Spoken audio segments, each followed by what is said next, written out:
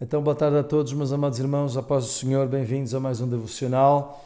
Queria propor-vos neste dia que nós orássemos pelos efeitos colaterais a nível da saúde e nas famílias, para que os mesmos possam ser impedidos, está bem? Vamos orar ao Senhor por isso. Queríamos propor para a leitura em vossa casa, para acompanhar este período de oração, Lucas capítulo 20, e a nossa leitura hoje vai incidir ainda no Evangelho de Marcos, a parte 3 do nosso estudo, que se encontra em Marcos 12, verso 13 e pelo menos até o verso 14, está bem? Então diz assim: E enviaram-lhe alguns dos fariseus e dos herodianos para que o apanhassem em alguma palavra. E chegando eles, disseram-lhe: Mestre, sabemos que és homem de verdade e não te importas com quem quer que seja, porque não olhas a aparência dos homens, antes, com verdade, ensinas o caminho de Deus. É lícito pagar o tributo a César ou não? Pagaremos ou não pagaremos? Até aqui a palavra do Senhor. Lembro que esta parte 3 do nosso estudo mantém o mesmo tema, que é encurralado, neste caso Jesus, e podemos nos inserir a nós no contexto atual, por quem e aonde menos se pode esperar. Bom, depois de, no primeiro estudo, termos falado acerca daquela delegação, do dia de ontem, termos falado de Jesus ter a sua contra-resposta em forma de parábola, procurando ilustrar aquela realidade que era violenta do ponto de vista ideológico e prático. Agora, Jesus é confrontado mais uma vez com parte desse grupo. E agora, como nós já tínhamos anunciado, a vez ele será confrontado por cada um dos agrupamentos. E o primeiro deles é os fariseus. Lemos isso no verso 13. Já sabemos que, independentemente de quem vier a perguntar coisas ao Senhor Jesus, o caso agora é um fariseu, e do teor da pergunta que é feita ao Senhor, todos pretendem, mediante as suas perguntas, criar uma armadilha, um estratagema, para, de alguma forma, terem o que dizer negativamente a respeito do Senhor Jesus. Mas, graças a Deus, Jesus sempre foi sábio na forma de responder a estas questões que brigavam com os seus ensinos ou que tentavam, de alguma maneira, contornar e fazer com que Jesus fosse apanhado em alguma contradição.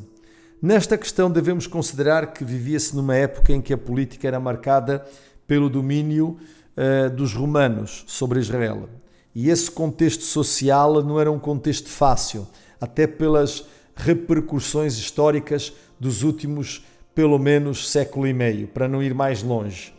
E havia judeus claramente nacionalistas, contrários a este jugo, contrários à taxação de impostos, porque, no fundo, Israel estava sobre o domínio romano, ainda que os romanos permitiam que houvesse aquilo que os historiadores chamam os reis de clientela, e Israel tinha os seus reis de clientela, mas que deviam a sua obediência ao Império Romano.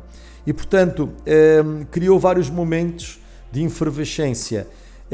Um dos grupos contestatários eram os zelotes, portanto, bem como a idolatria dos romanos, muitas vezes, durante determinados períodos, mexeu e brigou com aquilo que era a concepção ideológica e religiosa do povo judeu, que eu não vou aqui documentar, dado o espaço curto que nós temos. Outros viviam do sistema, sobretudo as classes altas, como os herodianos, que eram partidários do partido de Herodes, por isso chamavam-se assim.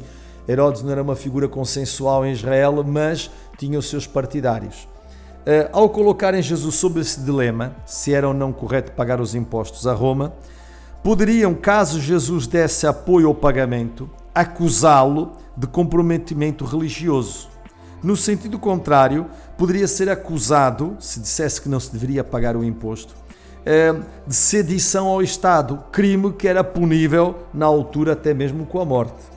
A pergunta surge no meio de um elogio que não é verdadeiro, mas é um teste, no fundo, àquilo que eram as verdadeiras convicções. Era um caso prático e gritante para que Jesus pudesse responder e mostrar toda a sua tenacidade em relação às suas convicções. Jesus aplica-se e nós precisamos nos aplicar, porque o confronto com as nossas ideias será posto em causa diariamente. E quando nós, à medida que vamos regressando a alguma normalidade, não digo a toda, mas a alguma, isso será colocado em questão. É preciso termos firmeza. A tranquilidade com que Jesus enfrentava estes momentos de grande exigência pública, voltamos a dizer isto, precisa encontrar também guarida em nós, nos tempos atuais, perante as exigências que sobre nós recaem.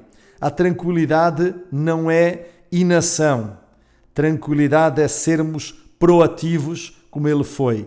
Agir, responder ao desafio. A resposta de Jesus, como sempre, foi uma resposta equilibrada, colocando cada coisa no seu devido lugar, dizendo: dai a César o que é de César e a Deus o que é de Deus, sem deixar cair a quem devemos, em primeiro lugar, obediência. E é feito isso de uma forma muito hábil, muito sábia.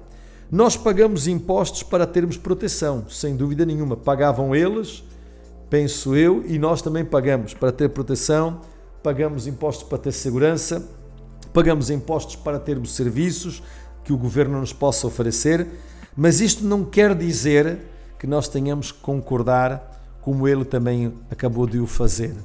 Concordar sempre.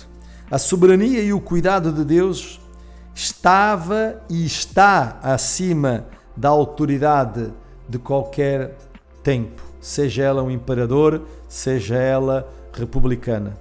Por isso Jesus falou como falou. Não há aqui desconsideração, mas proporção.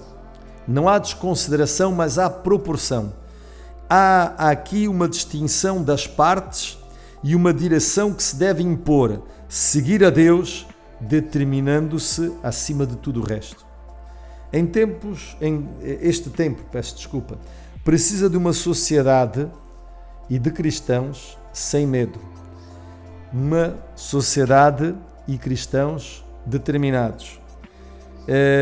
Como filhos de Deus, resplandecendo como astros no mundo, é assim que a palavra do Senhor diz, tomando nós a dianteira neste tempo de aperto, que tu e eu possamos dar passos de fé a fim de sermos um exemplo a seguir, mesmo à medida que as coisas vão tomando o seu caminho.